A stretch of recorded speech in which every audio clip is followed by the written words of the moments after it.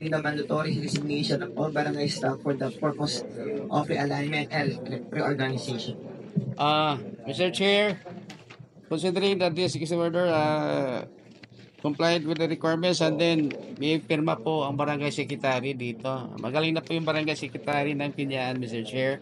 I move that we approve, omnibussly approve resolution number 018, 019, 0... Ha? Dalawa kasi 019 na kopya ko eh. Kaya 020, 021, 022, 023. Mr. Chair, approve. Second. Thank you, Mr. Chair. Salamat po. Hindi pa nagpukpok. It has been seconded that executive orders number 018, 019, 0021, 022, and 023 of Barangay Piñan. Yep. Thank you, Mr. Chair. Thank you po. Salamat po. Recess.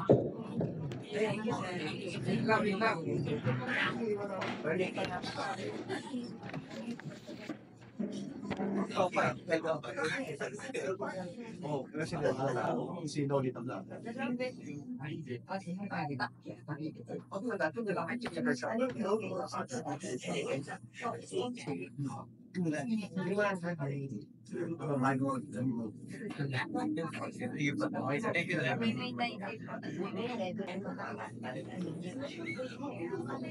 Yan na po.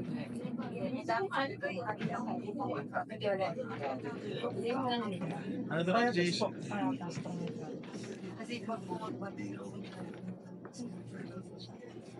Barangay Payatas po yung sunod. Ay po yung kapitan, sir. Kagawad po. Hindi niyo po kasama sa CAP. Parating po po eh. Oo, kahabol. Ano umabol po kasi hindi po natin madidiscuss yung EO. Opo. Wala siya. Puro sakit po eh. Ha? Oo. Yung mga EO po, hindi kailangan po sa CAP. Asika po ba?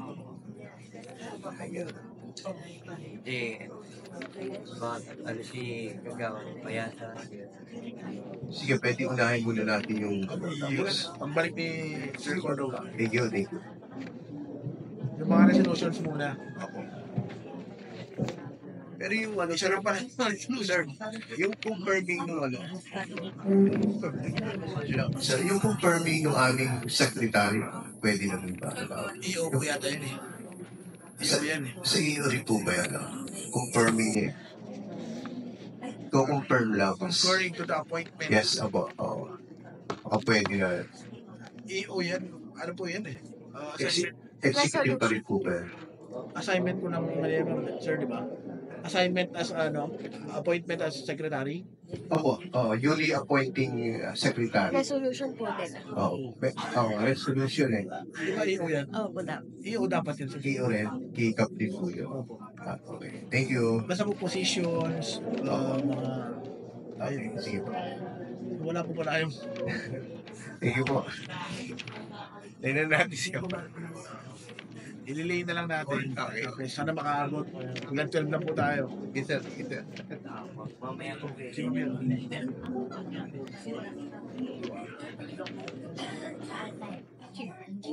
Sir, thank you ah. Order. Sige lang, thank you ko muna. Record. Oo, dalo.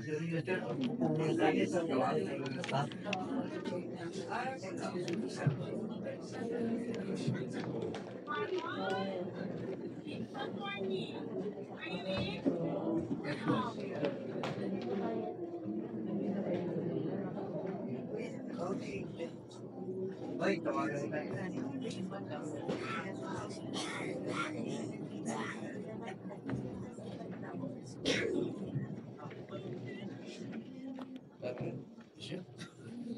Sino ba? Ayan, so next we have Barangay. Ano yun? Meeting. Beatas? Barangay Beatas.